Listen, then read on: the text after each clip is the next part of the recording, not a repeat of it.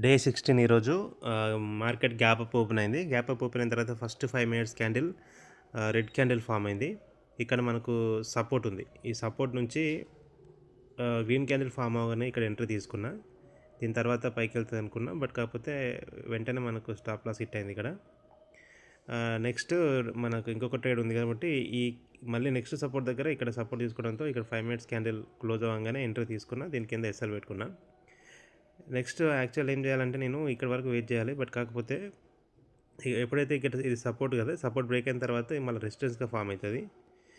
దీంతో పాటు ఇక్కడ మనకు 20 EMI ఉంది. 20 EMI ఎప్పుడైనా కూడా ఒక మంచి ఫాల్ వచ్చిన తర్వాత 20 EMI అనేది రెసిస్టెన్స్గా వర్క్ అవుతుంది. సో ఈ రెండు ఉండడం వల్ల సో ఇక్కడ కాస్ట్ టు కాస్ట్ ఎగ్జిట్ అయిపోయినా. అంటే ఫస్ట్ ట్రేడ్లో వచ్చిన లాస్ ఇక్కడ కవర్ అయిపోయింది.